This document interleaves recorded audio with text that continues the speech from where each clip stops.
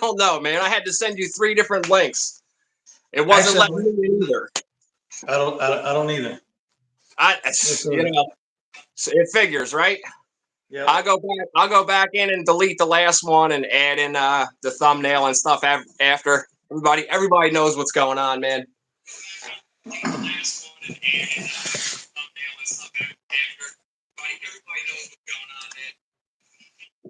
What do you got? You got me on in the background there? Yeah, we're good. I'm having to adjust some volumes here. Oh, okay. All right, cool. All right. Sorry, guys. I don't know what happened there, man, but we're here now. Nice hat and shirt there, MRC.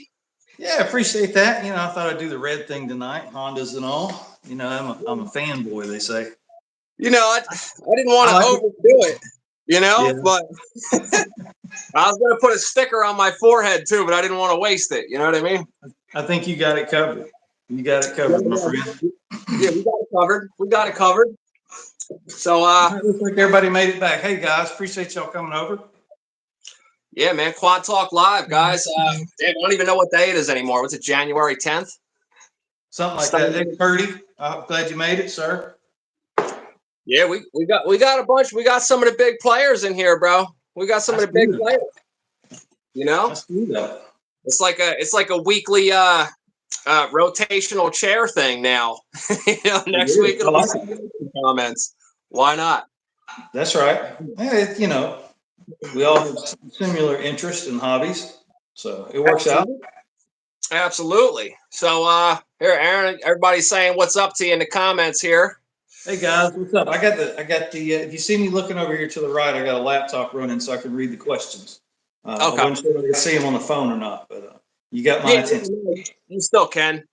You still can. This is my first live. You know, I've been on YouTube now almost 3 years, and I know some other guys that have channels, but you are the first person to reach out to me and want to do this. So thank you. Hey man. No, thank you for coming, bro. I appreciate it. You've been live before, sir. You've been live. I've done my own lives, but I've never done a 2-person or a duel. I think they just started this like 2 months ago. I think. I forget when they started. But I'm hoping they could do it to where, kind of like Preston said last week. Oh, nice cup, man. We could have like 9 of us in here, like the Brady Bunch, you know? Actually, there's a gentleman in your chat. I talked to him last week after Preston's video. Pat. I don't want to mess up your name, Pat. Pat in the bunker. He actually is part of a group of gentlemen that have, I think, 6-way. I joined in on one of theirs just to watch, you know, spectator, and they had 6 individual people, all, you know, in kind of a round table thing happening. So. All right. Yeah. I think he said, what was it? Something Streamcast or Streambird? Was it a bird in it? Like that. I'm sure he'll say what it is, man. I think he was in here earlier. Patina. Oh, I'm sorry. I thought it was Pat in a bunker. It's Patina Bunker. Thank you, Preston. I appreciate that. He's messing with you. It's Pat. I don't know. I thought it was Pat in a bunker. I thought he was one of them prepper guys. Come on, you know Preston's a low-key ball buster smartass. You know that. You know that, man. So anyway, so Quad Talk Live tonight, Aaron. You already know some of the questions, and you've answered this one in the past before. Yep. But I would like you to elaborate on a little bit. Money no object build, sir. Any chassis, any engine, any whatever. 3 wheels, 4 wheels, 10 wheels, tracks. What is it for you? Well, don't open it up that far now. It could take a while. Keeping in. I don't have a lot of experience on a lot of different machines, so I probably gravitate to what I know, and so what I'm comfortable. And I like the TRX 250R, and with money no object, you got to go the big motor, so you got to put a 500 in it. CR 500 motor and a TRX chassis.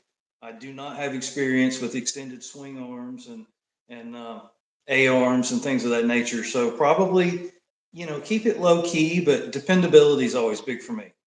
Yeah. I don't want to have to kick it and kick it and kick it. I want to get it started and go, you know? Yeah. So, Yeah. You don't want to have to install a Cummins block warmer on it. I hear you.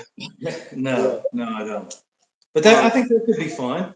What more could you really want? I mean, it's a proven chassis. It handles good. It stops good. It turns good. If you're into jumping, it jumps good. It comes out of the hole really good. Just as always, more power, right? yeah, absolutely. I think my biggest thing would be, and I kind of share what you're saying here. I would love a CR500 engine on a TRX chassis. I would probably go with like a newer 450R chassis, Okay. but you know, I've it- never been on one. They could be amazing, but I've never been on a 400EX. I've never been on a 450R. I have never. I just don't. I don't have that kind of experience. So oh no man, idea.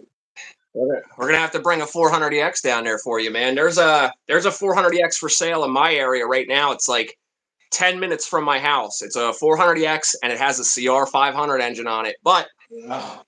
I don't like the way it was done, though. I think if you're going to do something like that, my biggest pet peeve would be it would have to look like it came from the factory that way. It'd have to be the 88 then. I think that's the most prettiest, beautiful, whatever you want to call it, whatever adjective you want to use. The 88 TRX, just solid red, real simple, white graphics. That's a beautiful machine. I like the gold wheels of the 86, but just red and white graphics. Looks good. Yeah. Yeah, you can't beat the red, white, and blue schemes or just the red and white on the Hondas back then. Like I think if you ask a lot of people, if you ask a lot of people if you ask them what they think a quad looks like and they weren't really a quad person, what would they point out? A lot of people would probably say Banshee because you hear that the most.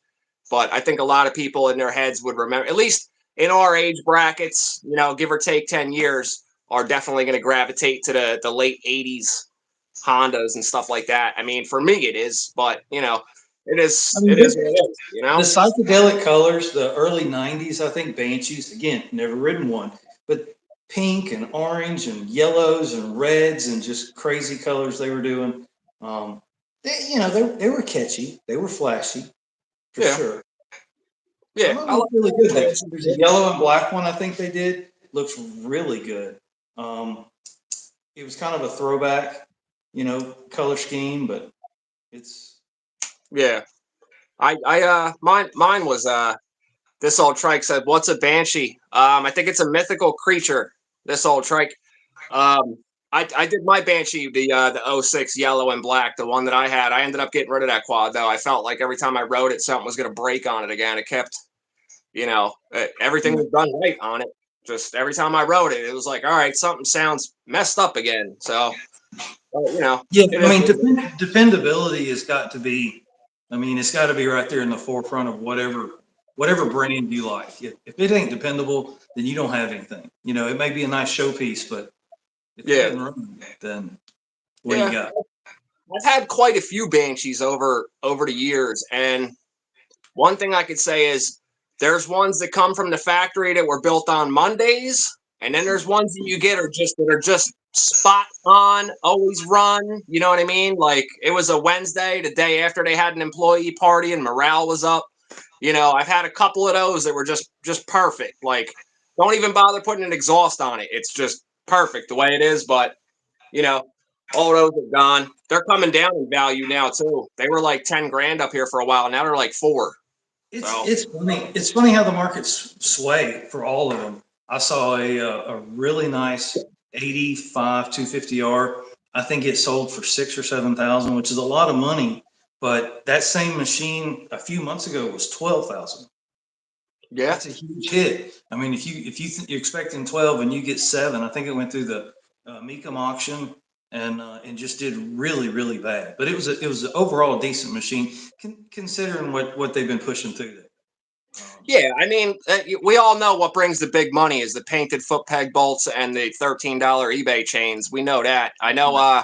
I know this old trike Preston. He's really striving for that level of excellence one of these days, where maybe those red chains will be available for purchase, So, Maybe you got to be in if the we're lucky. know.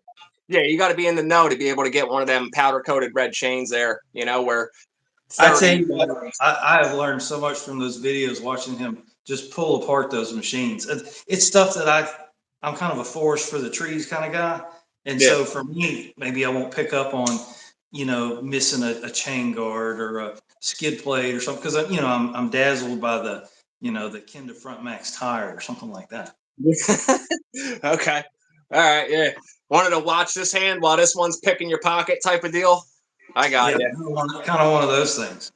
But So, I mean, anybody that's getting into this new, there is a lot to be gained from those videos. And oh I yeah. wouldn't be surprised if the few of those, because they've had some really high views, if they haven't, what's the word I'm trying, influenced the average shopper to look a Yeah. little bit better, scrutinize what you're looking at. Just because it's on 3 doesn't mean it's good to go. Yeah, this is true. Matter of fact, man, I was just Preston, man. I was just watching another one of your Mecum auction videos with what was it? I think it was $16,500 for an '86 350X. Like, bro, I don't know about that, man. I don't know about that. That's a little high, but I mean, some of them ATC 70s are bringing really good money. Like, that you're talking about something. There really ain't that many parts to it to refresh something like that. And you could see they were all done by the same guy. They're all on the same tile floor and stuff in the photos. I don't know. Preston knows I've watched those videos like 5 times, man, and I still can't get over. I'm like, damn, dude, I really just need to up my spray paint collection and start go to the junkyard. Like, I could be cleaning up right now, you know? And that's what you can see. You don't even see those machines run. Well, we know that the one wouldn't run without a shifter on it. It wouldn't move for sure. That's right. That was that automatic 250R. I like that. Yeah. But anyway, all right. So Aaron, when did you first start riding, man? What was your first bike? How old were you? Okay, so if we go way back, I actually started on a go-kart. First real bike. Now let's see. When I was about 8, I actually rode my cousin's ATC 70. And I rode it from the time we got to his house to the time we left his house. I don't think they ever got me off of it. So ATC 70, so a little Honda 3 was the first real ATV I ever rode. I think it was probably an 83, maybe an 84, somewhere in there. Then my first personal machine I bought was a XT 125 Enduro with the hopes of driving it to school back and forth as transportation. And so that was why I picked that up. Cut grass for a couple of summers to swing that. Never actually put it on the street though. So, just rode it around, trail rode it, those kinds of things. And then the first quad, because you quad talk, probably it was a 250EX, which is the Recon, but the sport model. 2-wheel drive, auto clutch kind of thing. Just a basic beat around little 4-wheeler. Yeah, I got one here actually right now. Yeah. Prior to that, now I had probably the nicest machine ever, fastest, was a KX250 Kawasaki 2-stroke dirt bike, and did ride motocross a little bit. Just wasn't my thing. I like going fast. Jumping was not my thing. Yeah, I'm not a big airing it out type of guy either. I'll do some like light stuff, but I mainly like to go from point A to point B as fast as I possibly can. That's right. That's like my main thing. I like to just go balls out the whole way. It's like a KZ. You could come out of the hole of that thing. It only top out at probably 60, but it'd get there really fast. It make a lot of noise doing it. A lot like the Ducati does now. I mean, that's the same engine. It's just on 3 instead of 2. That reminds me so much of what I had. I had a late 90s KX250. Rode with a couple buddies that had, different types of machines, but that's what we rode. Okay. All right. So what was it? What would be your favorite 3-wheeler out of all of them? Like I asked Preston, if you had to pick one bike, it was all you could keep. That's it. Nothing else. Rest of your life, there it is. What's it going to be? Well, like his answer, because I watched that. It's a tough one. Probably my 86. It's rare. It came so far from being found in a backyard. It shouldn't have run. It shouldn't have started as easy as it did, considering how long it had set and how bad it was. So because of that, limited production, fast, you know, it was basically, to me, I think the 85, 86, you know, top of the hill, if you will. And it's not king of the hill. I like a 350X too. It's a hard call, but if I had to pick one, that's probably be the one of my collection. That's what I would keep. Yeah. Everything else is good, but Yeah. that's the one. So Suzuki talk actually. Okay, let's do that. LT 250R, huh? All right. So I was growing up, and there was a kid that lived down the road from me. His name was Chris. I won't give his last name out. And he had an LT 250R. Mm. My mother hated it because you could hear it for a mile away. Hey, I don't know what pipe he had on it, but that thing was loud. We lived in a neighborhood, and his parents just actually happened to have 2 lots, and so he had a place to ride. And so he would get out on that thing, and he would rip it every Saturday morning, wake the whole neighborhood up, and there was nothing nobody could, really say or do about it. So got to meet him, got to, growing up, he was about a year older than me.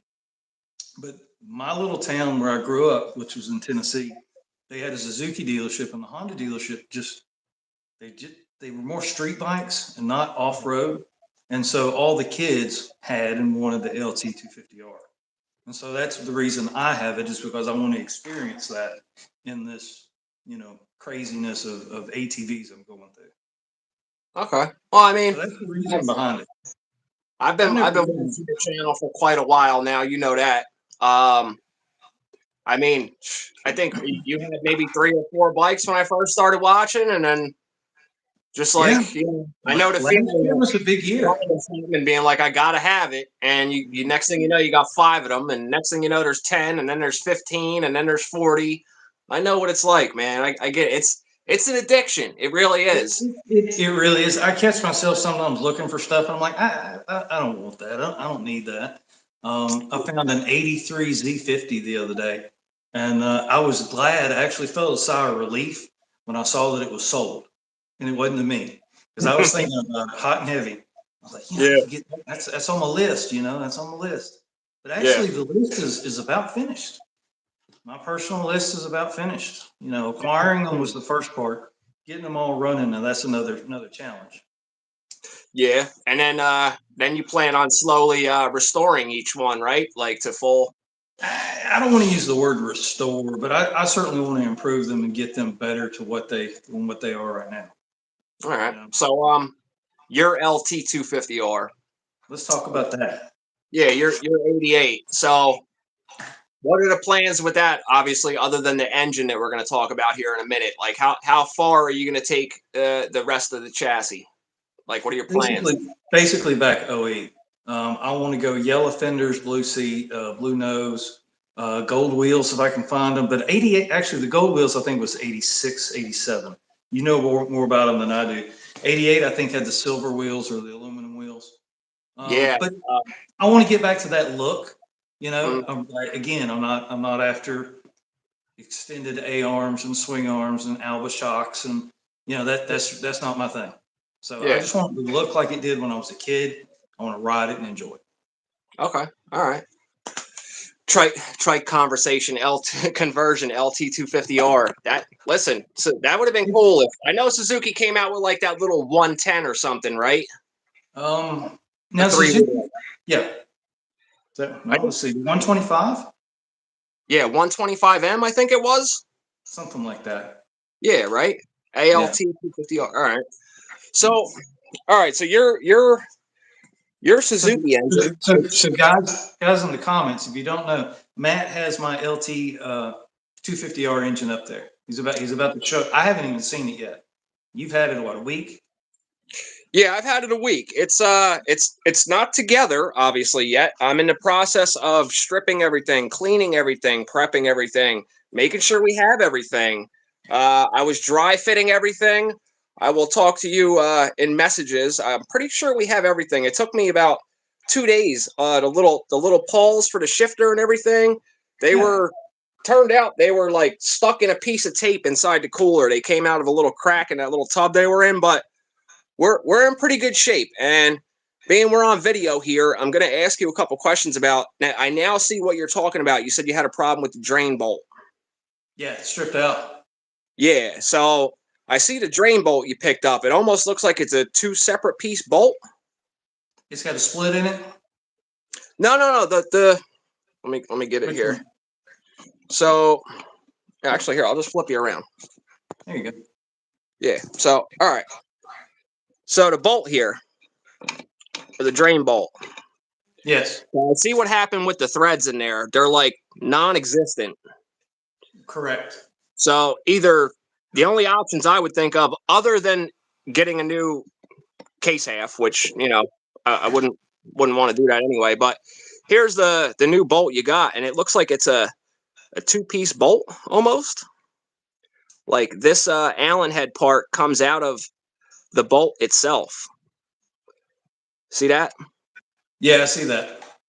All right, so yeah, that's two separate pieces. So technically, either I could have this hole TIG welded and then retap it, or being that this is two pieces, I could have this TIG welded to the case, and then you would drain it through the Allen head that comes out of this bolt. So, I mean, we have a couple options. Obviously, TIG welding it and retapping the case would probably be the best option to keep it, as original as possible. It wants the thread in, but it just doesn't have the meat there to catch past there. Yeah. But that case is threaded kind of funny. Half of those threads go into a divider that's right in there. Yeah. Yep. Right like that there. Mm-hmm. It's all good. I'll get that figured out. That's not a big deal. We got your famous shifter mod here, which worked out pretty good. I can't blame you for that. Got everything all separated. Everything's going in the parts cleaner. So I started resurfacing and taking care of some of the parts that you have already here. So your head actually on the underneath, it was pretty corroded. There was a couple pieces that looked like maybe some coolant ate some stuff away. So I got that ready to rock here. Let me get this to where I can pick it up. So this is all sandblasted, recoated with the Suzuki Blue. We got resurfaced and cleaned. Everything's all ready to go there. And the next piece that I was also starting to do, you see this is the closest blue I could possibly find. So you're gonna be styling, man. It's great. It's gonna look good, man. We got your other stator cover over here. This was all taken care of. There's a couple little nicks in it that I sanded out and feathered out, so it looks like it's brand new again. Everything's all sandblasted on the inside and cleaned out, ready to rock. No dust in it, no nothing. Nice shine. So she's gonna be a nice quad, man. She said the engine's gonna look good even if you leave it on a shelf. It's gonna look good, You know how trends are in the three-wheeler world. A lot of guys, they started putting them on shelves and stuff like that. I'm told the trend now is to take three-wheeler parts and put them in your kitchen, like decoration. Well, Preston doesn't know anything about three-wheelers in the house, so no. I mean, Preston, what do you think about three-wheelers in the house, sir? As long as they could do wheelies through the living room. But he's done that twice now, actually. That's two different machines he does that with. Yeah, he's done it a couple times. I think it's twice. I mean, he just doesn't share the bloopers where he falls off the back and breaks the coffee table. He says that's where they belong. He says that's where they belong. ATC's in the house, Tricycle Guy. Let's go ahead and take a minute here, Aaron, and talk to some of these people in the comments. They've been flying through here with the comments. So I'll let you go ahead and take that over. Any of you guys want to ask MRC some questions, man, go ahead and do that. And then we'll continue Quad Talk Live after that.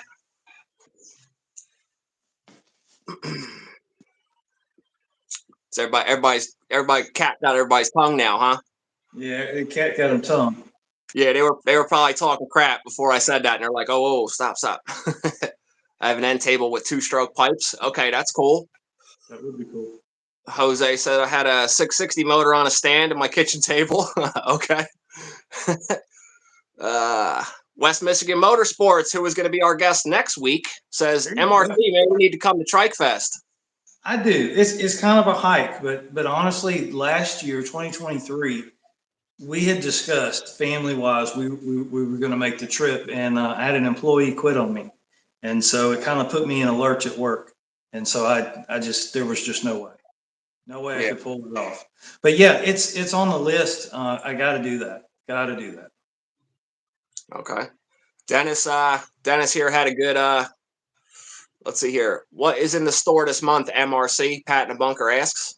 Ooh, shamefully, I don't plan out that far in advance. I really don't. So I've got the shop all tore apart. I'm trying to get ready for some building going on there in the shop. So I got that working on it. I don't know if I'm going to use that as a video. I have filmed it, but it's just me working and cleaning up and that kind of stuff. We just did a Will It Run on the TRX 200. That turned out really good. We got it. I've got bushings for the LT chassis, so I got to get it ready. The CR 250 is it's kind of got my attention right now. We got parts coming in for that. I just picked up an 85. That's a 1 year only machine. Leave it to me to find one. So I did find a cylinder for that. And okay. So that's good. Depending on my rod's good on that, but I think a main bearing's probably bad. So probably going to have to split it and investigate. And I know you got one there on the shelf we've been talking about. So that's a bigger project. It really, because it needs everything. I mean, it needs tubes and tires and chains and sprockets and cables and grips, and it's a bigger project. So I'm trying to do that in phases to where it's not scattered out all over the shop and try to keep it contained. So okay, I think I sent you the numbers off of that engine that I have. I'm pretty sure it's an 85 or 86 bottom end. Pretty sure. I haven't run those numbers yet. My day today has just been crazy. My internet went out yesterday. Just got it back up and going just in time for this, really, with about an hour to spare. So I haven't had time to run the numbers, but we will. Okay. We will. Okay. Let's see here. We'll go back a little bit. Raptor 14 asked this question early on. I don't want it to go by again. Appreciate you. I'm glad you like the videos, Raptor. Patience. Editing helps with patience. Yeah. I'm actually more nervous about doing this live with Matt tonight than I am a regular video, because I can kind of rely on editing. If something doesn't go my way or I lose my patience, I can just kind of cut that little section of video out and just not show it. But it's a machine. Try not to let it get the best of you. You walk away from it. If I have to walk away from something and think about it a day or two and then come back, it'll generally come to me. But to throw a wrench across the shop or say a bunch of ugly words or something like that, it's just not worth that. You edit that out, is what you're saying. I edit that out. I haven't thrown anything in a while. It's been a while, because you know what it is? It's embarrassing to have to go pick it up. You throw a wrench out in the yard, and for that moment you feel okay, but when you walk out there to get that wrench, you're like, well, that's kind of dumb, Yeah, that's a good way to look at it. I never thought about it that way. Yeah. I don't know, man. I know damn well you understand this. Going in the garage and working on stuff to me is like therapy, man. It is. For me, I do a lot of Will It Runs and stuff, and it's that sense of accomplishment that you put your mind to it. You took your talent, your tools, whatever your limits are, and you did something. And when you step back, you can look at it and go, look what I did. That's the reason I do it. It doesn't make me better than anybody else or anything like that. It's just that I figured it out. It's kind of like a puzzle.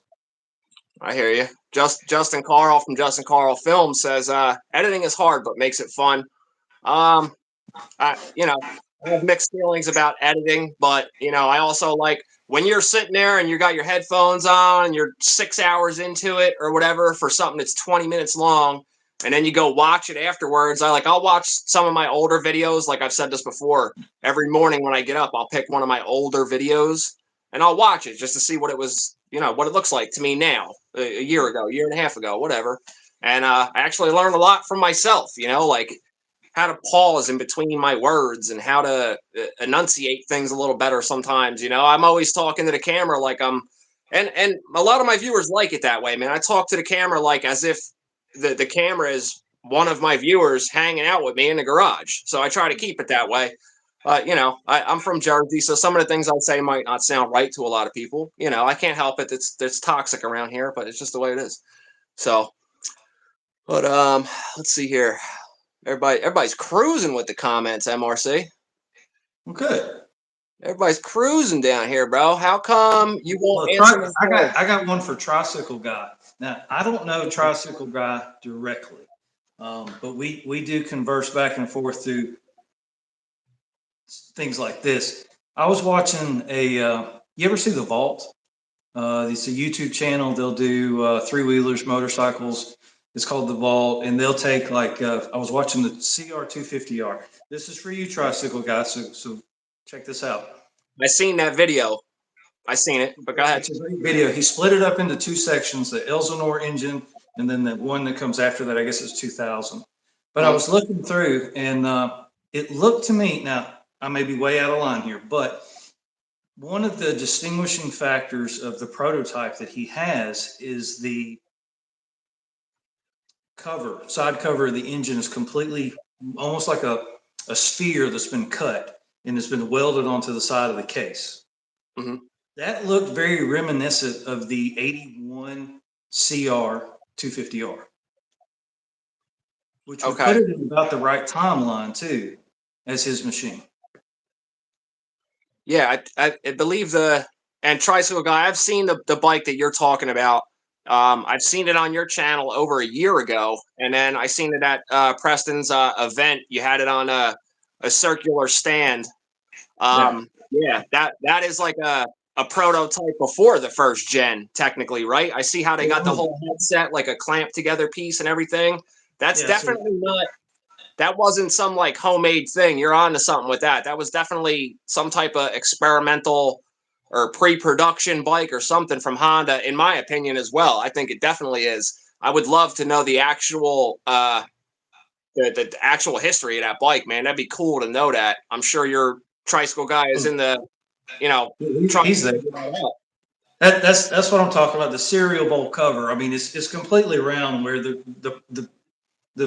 not the prototype, but the ones that actually came to market. There's kind of like a recess there. It's like a line that goes around it in the casting. But I was looking on the early Elsinore engine of the CR250R, and it just caught my attention. It flashed across the screen, and it was very reminiscent of his prototype. So I wonder if that had some similarities, because every manufacturer pulls from their own inventory. They'll take this lever and that bracket and for the first one, because they want to get it out and test it, and then they refine it from there. Yeah. So I'm sure every part, for the most part, has to come from somewhere. Yeah. I didn't even make the whole Elsinore distinction with that. I actually have a 76 CR 125 Elsinore engine out in the shed. I'm gonna take a look at that later. I'm pretty sure that has something reminiscent of that on it too, but I could be wrong. I got there's a pile of bottom ends out there, so I got to go through it. But I know it's the one I have is I want to say a rotary valve CR 125 Elsinore engine. I don't know. You guys probably know better than me. I just have it. I don't even know where it came from. I just have it, but it's here. So based off of that video is what I learned from it. Yeah, one of them, the first versions of the valving was a rotary valve. Prior to that, they didn't have any. And so they went to a rotary valve, and then I believe Yamaha was first to market with the actual reed cage design, and then Honda ended up using a version of that. I won't say they copied it, but now everybody runs a reed cage. Yeah, I would rather say they refined it. In my opinion. Sorry, you guys could beat me up in the comments, but I'm pretty sure I'm safe here with all the Honda guys here this evening. But yeah, supposedly the rotary valve, like the Elsinore engine I have, it's not desirable at all. Nobody wants it. So I don't know. Maybe that was before everything got good, but I'm sure you know, like my dad always says, there's an ass for every seat. And There I'm is. sure there's somebody out there that wants that. I just got to list it on the internet and get rid of it. The CR, that 85 I picked up, which I'm not, losing favor with it at all, but it's a 1 year only. The exhaust, they put basically a wastegate in the exhaust, for lack of a better word, and it runs off the water pump. The water pump has centrifugal weights that sling out, and then that spins a rod, and that rod goes up through the case, goes to a horizontal rod that goes out to a piece of linkage that opens a butterfly valve. I'm serious, in the exhaust, and all that takes place in about 4 inches, and then it goes out the header pipe out to the rest of the exhaust. But Damn, so that's almost like a steam engine valve, huh? A little bit. Well, the later ones, they actually had fingers that kind of came in and changed the shape of the port, and that's how they created the back pressure. But prior to that, they were experimenting. And 84 didn't have it. 85 had it. 86, I think it was a transition year, and then 87, they said no, we can do better with the HP system. Okay, that CR250 had 85. Is that a 5-speed or a 6? I have no idea. I haven't got that far yet. Okay. I'm thinking, like, did they do it like other Hondas between 85 and 86, where 86 had 6 gears, 85 had 5, like, but I guess we'll find out when you ride it. It's gonna happen. Oh yeah, absolutely. It's a two-stroke and it's a Honda. Yeah, it'll probably run now with no cylinder. You'll be all right, Shit. Yeah, little carb cleaner and some spark, and that thing will light off. Yeah, send it. Be good to go, man. Good to go. All right, let's man. I can't even keep up with the comments, man. I'm trying to read and look up at the same time. Let's see. West Michigan Motorsports, Tricycle Guy owns all the red books, so we can't have them. Hey, man, Tricycle Guy says he just may only have one set. All right. Let's see here. Southeast Vintage Cycle Rescue. What's going on, bud? Tricycle Guy's prototype isn't real. It was built at night in the back of Preston's shop. Yeah. Oh, I almost fell off my stool laughing at that one. Oh shit! All right, you guys are getting wild in the comments down here, man. See what happens. So, what do you? I'm definitely going to try and make it to Preston's Trike Fest this year. How you thinking about that, Aaron? I think it's 14 hours one way, if I'm not mistaken, and it's a month after Trike Fest. So, in my life, I'm going to have to pick one. That's a tough call. All right, let's see here. We got Justin Carl Films. This question for both MRC and Matt. What is y'all's favorite vids of each other's? Oh man, I would have to say that your 86 250R video. That was a good one. I live for that stuff, man. I live for that stuff, bro. I live for that. Finding something that looks like that and then complete 180 from unwanted to in demand. Yeah, I'm a big fan of that. Yeah, I had no idea that was going to happen that way. It was late at night. I couldn't. I get something. I'm one track minded. That's all I can think about. And I had to go out there and see if it would bust off. What's it gonna do? I've never owned one before. I've never worked on one before. It was as new to me as probably some of the people in the audience. And to see it light off like it did, and it almost idled. If you watch that, and I've watched it more than I should. It almost wanted to idle just for a couple of seconds there. It idled, and then it bogged out. But yeah, that's a cool machine. That's why that's why it's my pick. Of all of them, that's the one I would pick. Okay. Justin's asking you, which one of my videos is your favorite? You brought in a 400EX that you did on a live, and I think you did a Will It Run with a live audience. Live, yeah. That was it was a live event. You had was it a 400EX?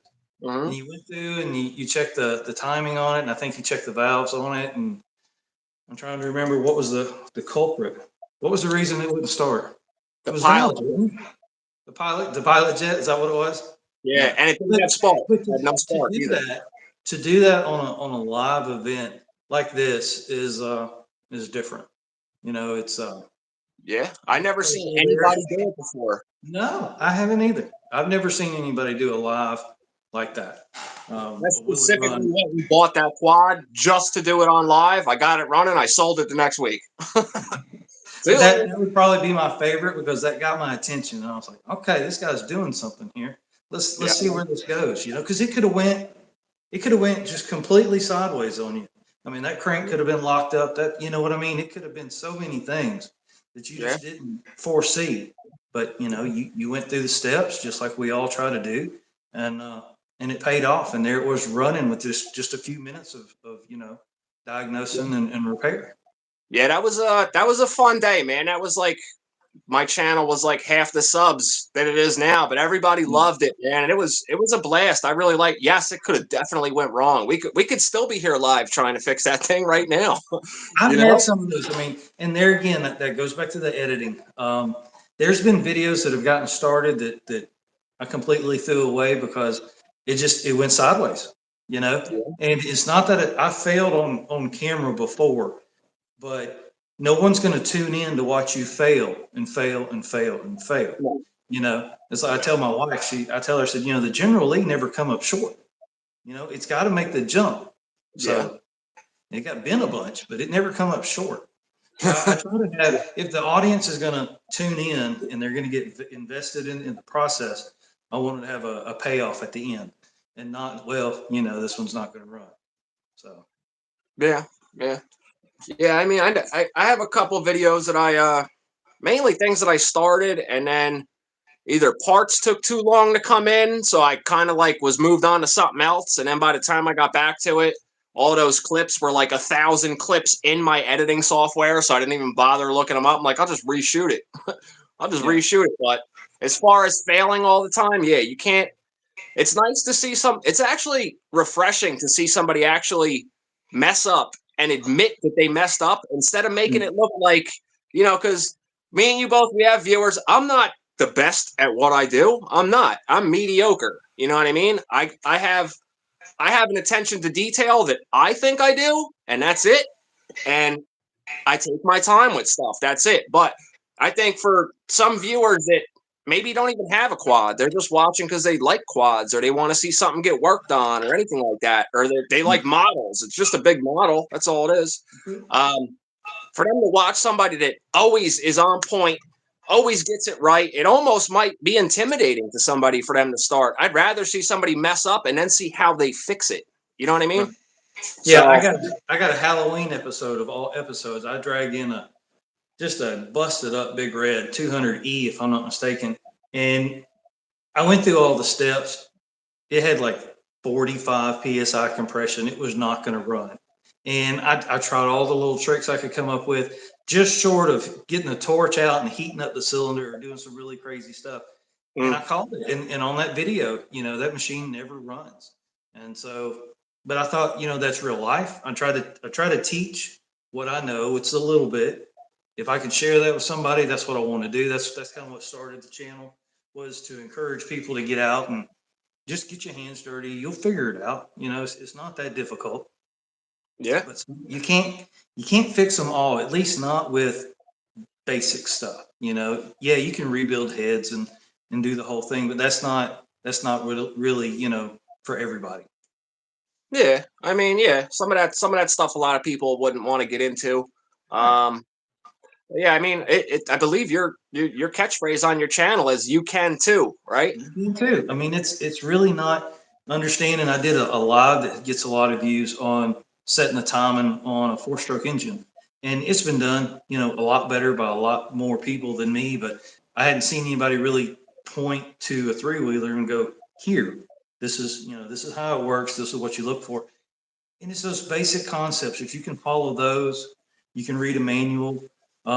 You can too. It's there's nothing that I really do that's, you know, magic or all that great. You know, I'm just an average hobbyist that enjoy tinkering with small engines. So I have no Yeah, formal training. I'm not a mechanic. It's It's just something I love doing, and that's it. Yeah, I hear you. Emily, she was talking to me one day. I think she asked me what she asked me. She goes, why does it seem like the channels that rebuild cars have way more subscribers than people that rebuild quads? And I said, well, everybody has a car. Not everybody has a quad. Yeah, I Just like, mean, three wheelers is a niche of the four wheeler market, if you will. Off road in general is kind of what I'm getting at. And so, the demographics, we have a much smaller group of people that I met a guy today. He didn't even know what a three wheeler was. But he was driving the car. I mean, seriously, if you were born in 90, and so if you were born in 90, you would be what, 30? well, I was born in '84 and I'm 22. So You let's are see. not. I'm 39, 84, so yeah, 33.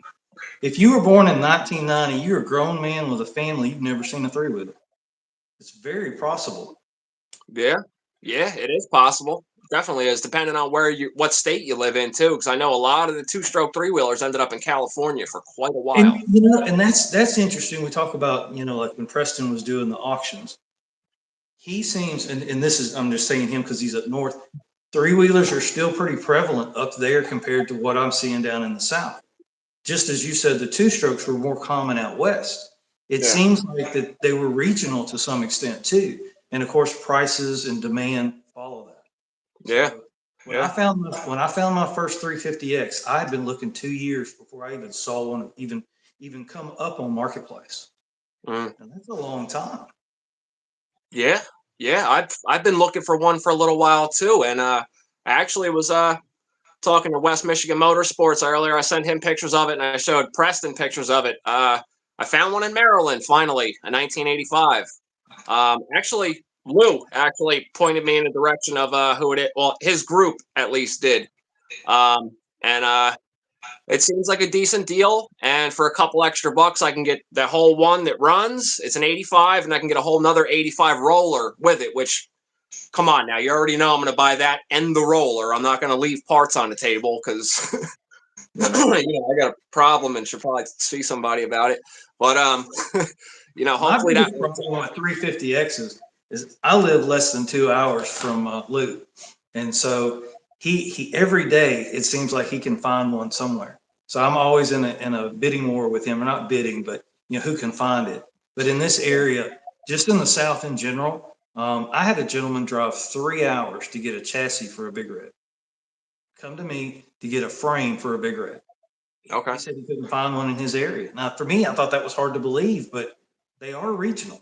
It seems the sports machines were not that prevalent here in the South. I don't know if we didn't have tracks to support the sale of them, or there wasn't enough free, public land for people to ride on. That the performance sports machines didn't end up here. They went other places. Here we have a lot of utility machines. Yeah. This is very rural country, and people that bought them were middle class people, and they were probably had land that they weren't jumping hills and riding trails. They were feeding cattle, and they were running out horses and that kind of stuff. They were little tractors. Yeah. Well, I mean, Florida, where you're at, I mean, typically, uh, you always hear that's where a lot of people go to retire, right? Yep. Typically. Sure. So that would probably have something to do with why there's not that many used power sports toys down there to get other than utility ones. That would definitely make sense. That would definitely make sense. Actually, Yeah, thinking I about can that. find 10 Big Reds probably, or more, for every 350X, and 250Rs are unheard of. Just again, because that was strictly sold as a track machine. Mhm. This was the fastest thing ever, and you're going to need some room to open it up. Yeah. Don't get upset, Lo. It's just, we all know what people say about Florida. That's where a lot of people go to retire. If that's what you're saying, ouch for. I'm jealous, man. The weather here sucks, bro. I know you just you had some bad weather, right? Yeah, we just had a tropical storm come through here about an hour west of us, and I think there was like 7 or 8 tornadoes that just cut a line right through North Florida. So we get our share of weather. It's just not as cold as y'all do. You got snow already, don't you? Nah, dude. Aaron, I haven't seen snow here. And keep in mind, when I consider snow, I'm considering enough to where I have to shovel the driveway, not a quick mist and it's gone by 10 in the morning. Yeah, you're That I talking haven't even seen that either. I have seen no snow here in years. Like, really. you know, what are you gonna do, man? I wish there was. I like the snow, man. I like to go. Don't get me wrong, man.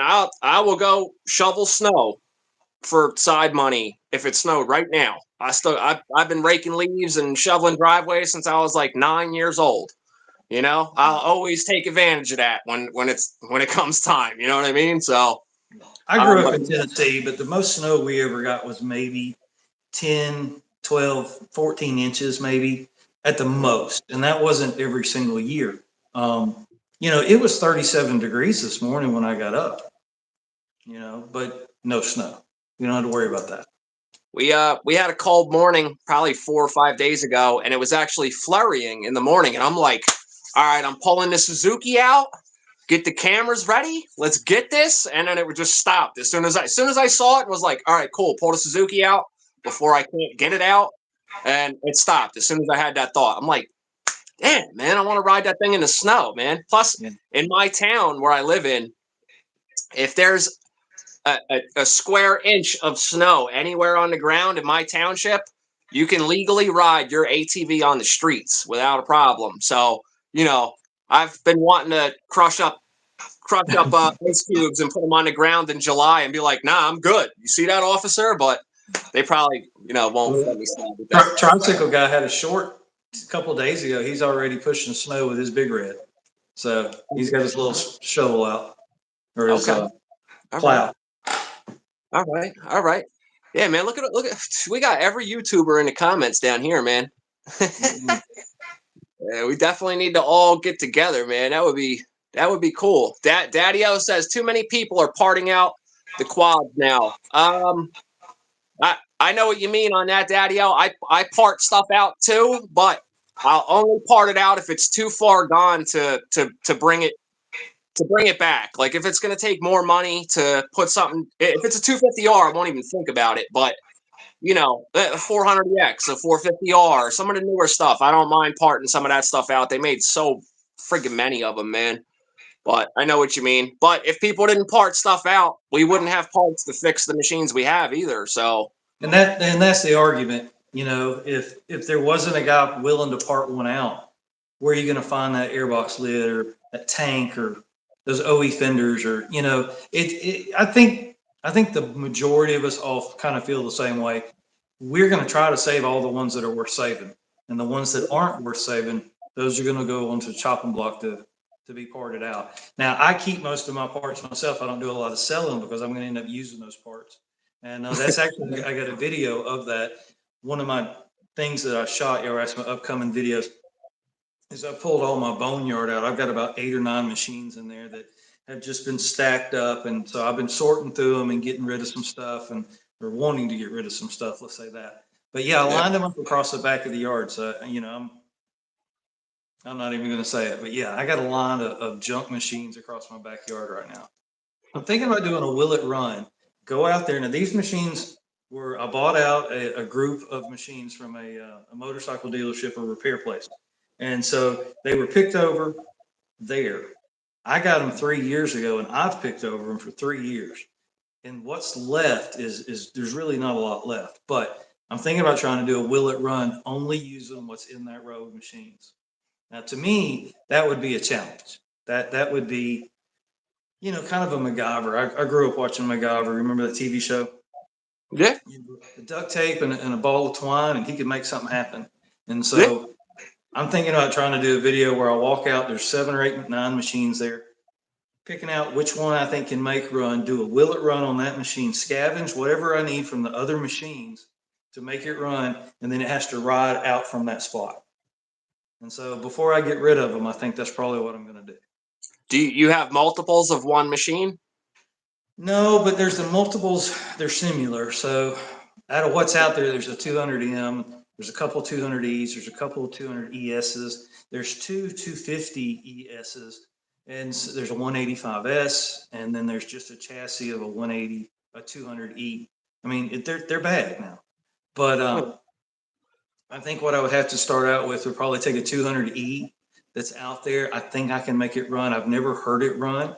It was junk when I got it, so that's the challenge. Pull the wheels. It doesn't have a front end on it, so we're going to pull the front end off of something else and stick on there. Yeah. Wheels, 3 flat tires, and just make it happen. That would be interesting. That would yeah, that would be fun. There's a deal when I grab a machine that's 100% complete out of somebody's backyard and I make it run. That's pretty cool.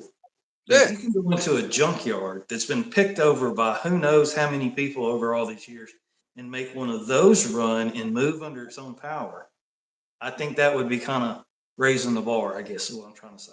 Little roadkill edition. Yeah, it would be. When you see this line of mess I've got, you'll be like, no, that's not going to happen. So do a poll and a community post. See which obviously pick 3 machines that you think the best.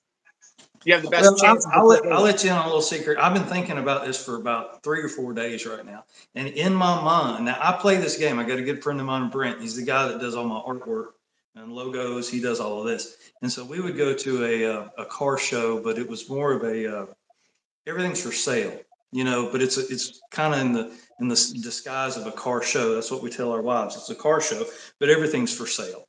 And so we would go in there and we would pick a car. And we would have to find all the pieces and parts to make that car run. Just, what I mean, in our head.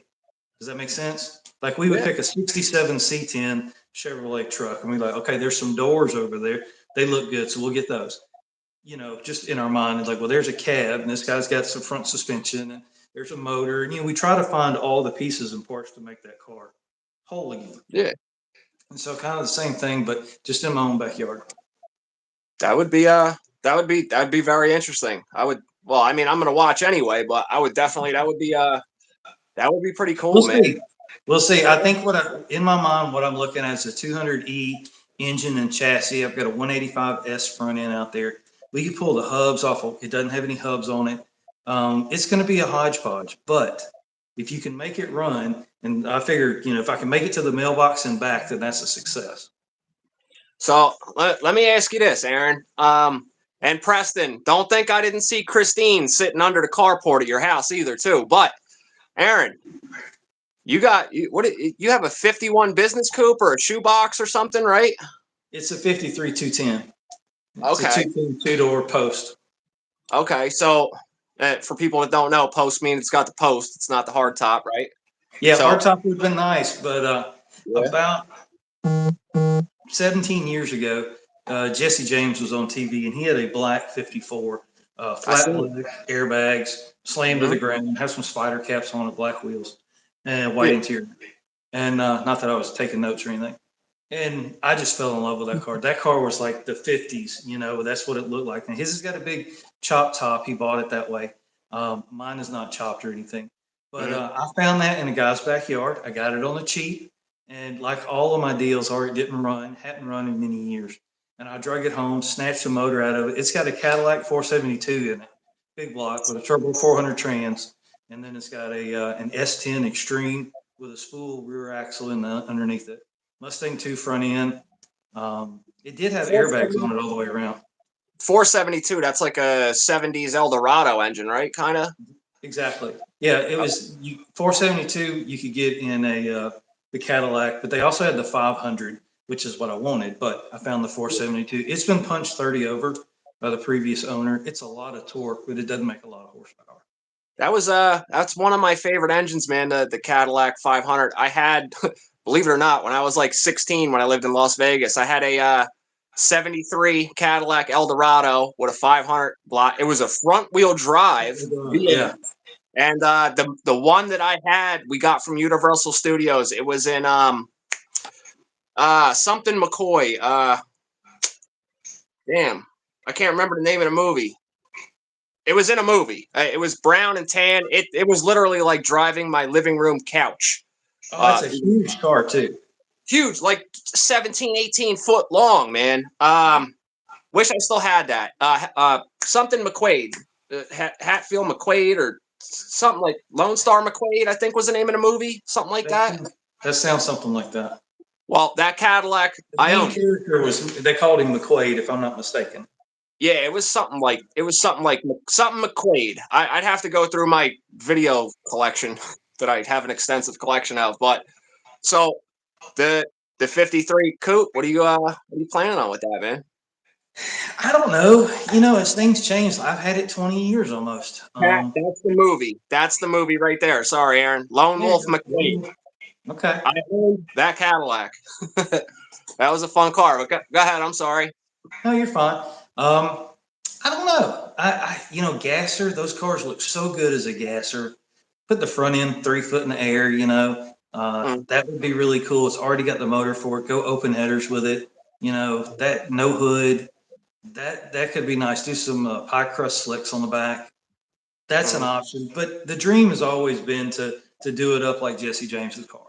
I like green. Green's my favorite color. So like the frog. But I don't mind the green. I could see reshooting that car in probably more of a flat green or jade green or something like that. Maybe do a lace across the top, lowrider style. It Yeah. did have airbags on it all the way around. I Mm. ended up blowing a bag one night, and so that kind of pissed me off. I had to get it towed home, and that's embarrassing. Yeah. You just don't like that. And so Yeah. we ended up pulling the bags out of the front, and it's just got coil springs on the front. It's static in the front, but it's still got bags in the rear. So. Okay. All right. Yeah, I know airbags pretty well, man. My dad's body shop out in Vegas was Chaotic Customs. They did all the mini trucks and stuff back then. I started on a mini truck, and that's where I cut my teeth, mechanicking, fabricating, welding, Nissans, Isuzus, Mazdas. We slammed them all to the ground. We did hydraulics. That's what we first thing we got into. So we were hopping, and you know, I never built a scissor bed, but I was around quite a few, plated some frames, things like that. And Okay. then I went into airbags because hydraulics got messy. You know, Yeah. you turn all these batteries around, they had a lot of weight, took a lot of space. I was running 60 volts on 4 Fender pumps, and you know, not a real complicated system, but all home built. You know, we Hmm. didn't take it to no shops. I built it all right there at the house, and Hmm. so it was fun.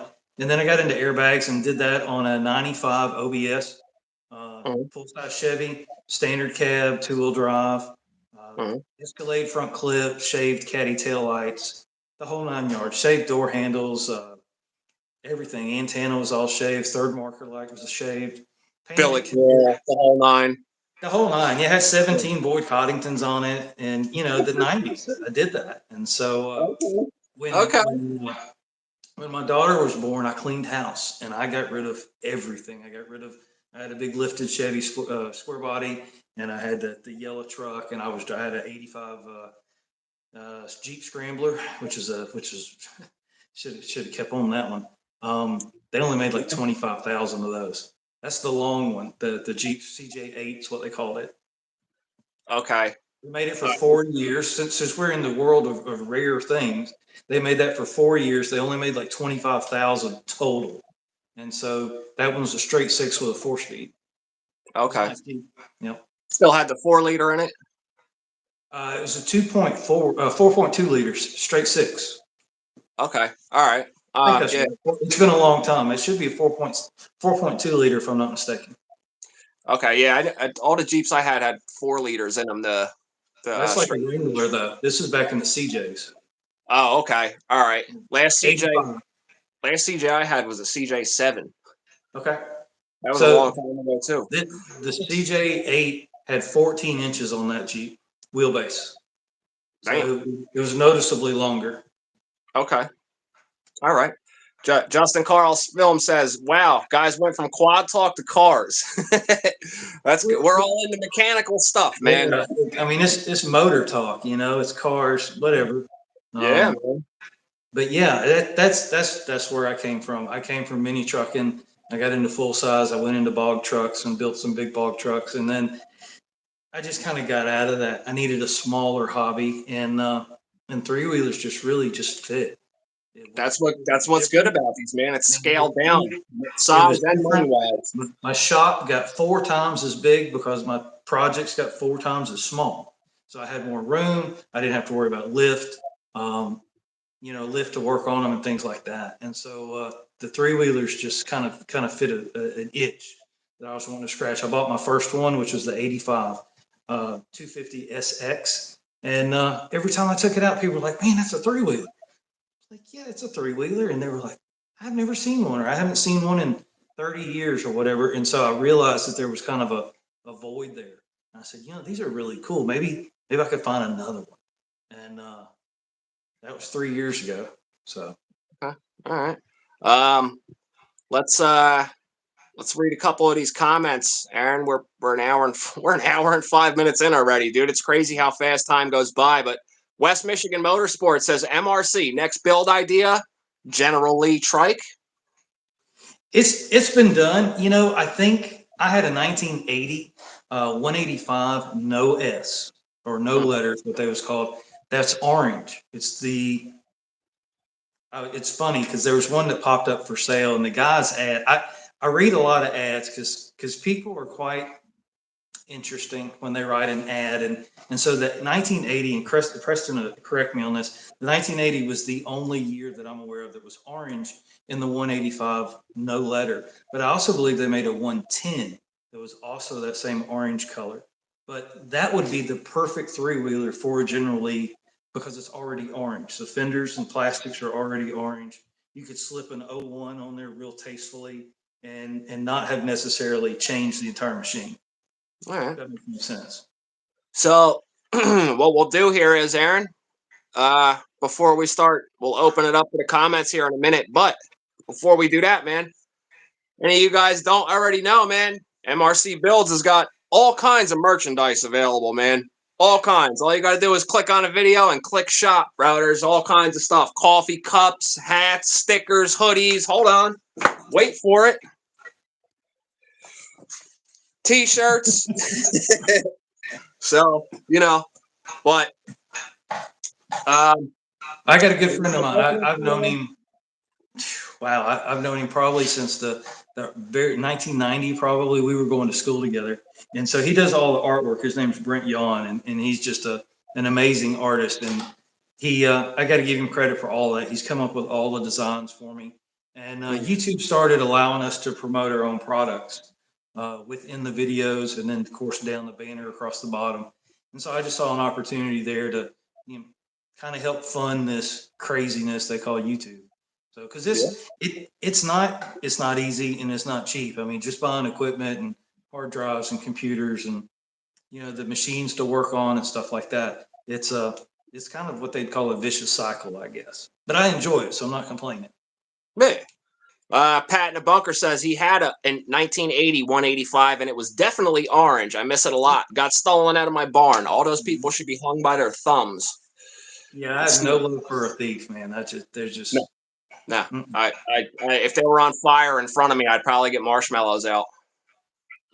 Yeah, but it's let's see. Following up on that, yep, the different frame on that 185. Yeah, the airbox actually led into the frame, and the frame kind of became part of a snorkel that led up under the seat. It did not go up through the backbone, if you will. It's a very unique machine. I drug one out of an old corn crib, is what we call it. It's just an old barn, and scared me to death. It was way back in the corner. It had been there for who knows how long. I literally lassoed it with a rope, hooked the rope to my trailer, not my truck, and drug it out of the barn. 3 flat tires, rims rusted in half. I mean, it was bad. But I had it running in an afternoon, threw some different wheels and tires on it, and it was a really good machine. It just needed the wear parts. That's what was wrong with it, and that's a lot of these machines. The wear items is what wears out. That machine needed a clutch, and it needed the pull cord rewound and rebuilt, and it was up and running. It still had spark. It still had compression. The tires were flat. The rims were rotted, so it needed those. But the plastics were in good shape. I ended up using that exact tank was still in good shape. It was a nice machine. I sold it to a guy down South Florida. He drove up like 3 hours to get it. And what I liked about it the most is he said that his dad had one like it. That's what he grew up with, and he'd been looking for an 80 for a long time. And I just happened to have one turnkey, drove it on his trailer, and took it home. So That's that. I cool, like man. the stories as much as I like the machines. Absolutely. Dennis here says, I want me that MRC hoodie with the 250R trike on it. Dude, you can look, man, we got it on the hat. You got it on the stickers. Hoodie. And you didn't even see the cup, Dennis. But the cup is sweet, bro. The cup is sweet, bro. But anyway. All right, so we'll open up the comments real quick. MRC, we'll let this roll for like another 5 minutes. We're at 1:10 now. Unfortunately, there's not a lot of people to have an attention span these days anymore, which sucks. But Yeah, we maintained a pretty good crowd tonight. Absolutely. I'm saying post this, man. Everybody, somebody asked me the other day, what are you doing with a live stream over an hour long? Don't watch it then. I'm not here for you, bro. If you don't want to watch it, see you later. You know what I mean? Nobody's got a gun to your head.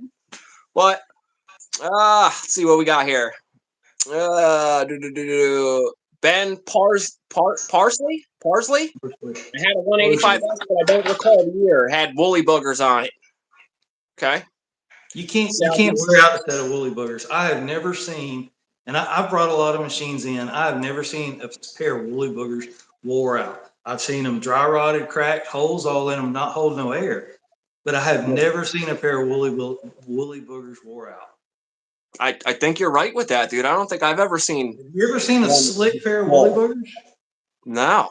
They're made out of Kevlar or something. I don't know what they're made out of, but you can't wear them out. Southeast Central Rescues busting your balls a little bit, MRC. He says, can you explain the difference between OE and OEM? Yeah, no, I can't. Yeah, I think it's just that they're interchangeable. Is going to be my answer on that. Okay. My answer would be, did you know what I meant? Let's see. Pat the Bunker, are you going to sell the TRX 200? Me? Yes, it's already posted. So all right. I can't keep them all, and so I use. And people ask me this all the time, so I'll take a moment to explain it. If I can bring a machine in and do a video with it and make a little bit on the back end of it and give it to the next guy and maybe let them finish it or let them enjoy it, then for me, I've brought it back, because where it was sitting, it was going to end up in the recycler somewhere. It's going to, somebody's going to crush it. So if I got the machine up and running, which we did, that TRX 200, I'm going to pass it on to the next guy. So that machine needs a gas tank. They do make an aftermarket one. So, I looked into it. It needs 2 rear tires, and it needs the main seal, the crank seal that's underneath the full cord assembly on the left side, and a battery. And that machine's running and riding. And so here's the thing. I always weigh out the cost, the pros and cons of that machine, or every machine, every job. And I think you should. By the time you did those 5 things that I just mentioned, I would have more money in that machine than I could get for it.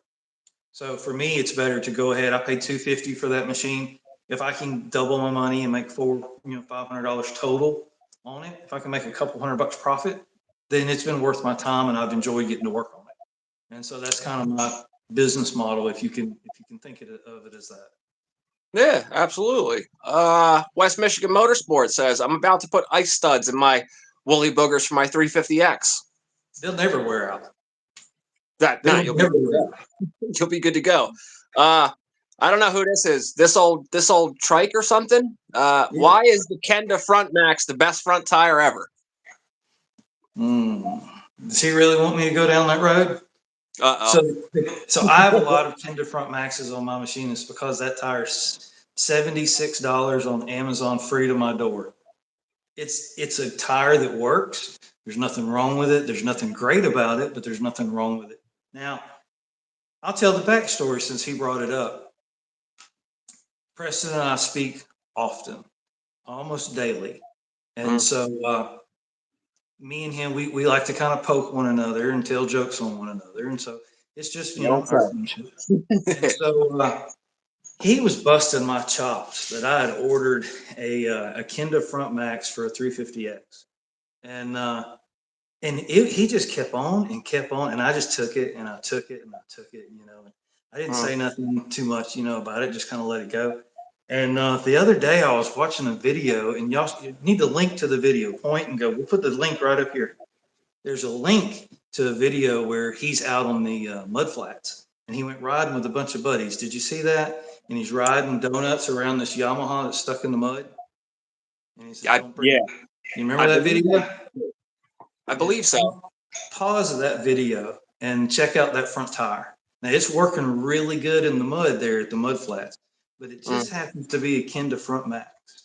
And so, you know, just kind of had to point that out a little bit. Well, Preston says he can't wait to get his off the front of his 350X. I tell you, after I bet as soon as I mentioned that to him, pointed that out to him, he went straight to Serwa and ordered a new front tire. Let's see here. We got Peyton. You don't need to know my last name. That's his name on here. 85 or 86 Tri-Z. If I had to pick one, it would be an 86. If I had to.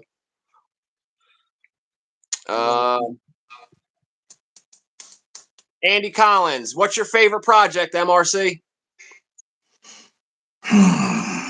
Favorite project of all of them? I guess he's asking. The one you're working on currently. Yeah, I guess so. I guess I'm like, you know, squirrel. You know, I got a new project, so I'm all in. I'm 100% on that project. And so, you know, it depends on when you ask me that question. What's really got me thinking? You know, got the juices stirred. Right now, that CRX or that CR 250 has just got me. It's all new. None of the parts swap over. It's a discovery. It's learning. It's reading the book. That machine did come with a book. I encourage everybody to get a book. And so I'm reading through the manual and kind of picking up some of the nuances of that machine. First part I order with any bike is a manual. I don't care what it is. First part.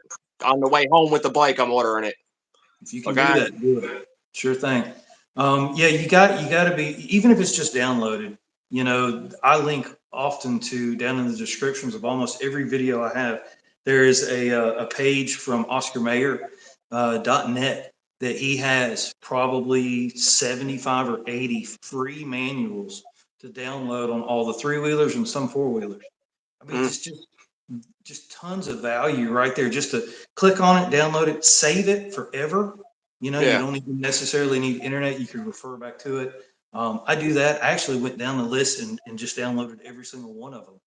They don't take up that much space, and I never know what I'm going to drag in next. So if I find a good deal on a US 90 or something like that, I've got a manual for it. So, all right. Another thing real quick about the manuals on his website. Also, there is, you know, a color code. Actually, they're not all. I can't say all of them, but the color coding of the wiring harness is almost the same throughout all of the 80s on the Hondas. Yeah, you could almost use a 2-stroke harness from your CR 250. Well, obviously you can use it on a 250R. What I was meaning is, like, if you say, well, my headlight's not working, then I'll say, look, check your blue wire and your white wire. Yeah. You'll say, well, I'm not getting my key's not working. I'm going to say, check your yellow wire with the red tracer. I'm not getting any spark. It's not seeming to work. And check your black wire with the red tracer out of the stator. So and what I just told you applies to your 125M all the way through your 200X, all your big reds, all your M's. Aaron, that applies to the new Hondas too, bud. Those are all the same colors still, man. Same colors. I'm sure there's some changes. I hate to say, you know, all of them, because I'm sure there's one that somebody's going to call me out. You know how the internet is. They're going to say, oh, the orange wire doesn't exist or whatever. But as a general rule, there's a list on OscarMayer.com, .net.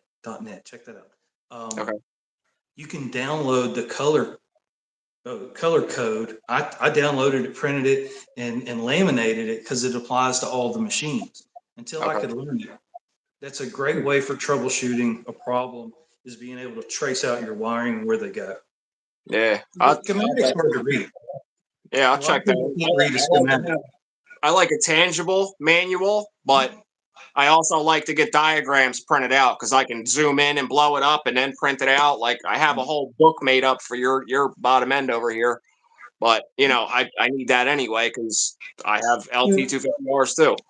When I did the 350X transmission, I've never done one of those before. That's exactly what I did. I got it sitting over here on the shelf. is I printed out every one of those pages and I just sit there and I just followed every single step, like they do with kids now with Legos. Have you seen like the kids Lego set? They literally tell them these two pieces go together. All right, the next step is these three pieces go together, and the next step, and they just kind of walks you along. It's kind of the same thing. That was my favorite toy when I was a kid, man. All I had was Legos and erector sets. I always like. Let me see here. So, tricycle guy, I can tell you what it is. Let's see. I don't want to lose you here. He's asking what that. This is not my normal computer. That he's spelling it wrong. It's not like the. It's not like the mayor, like the bologna.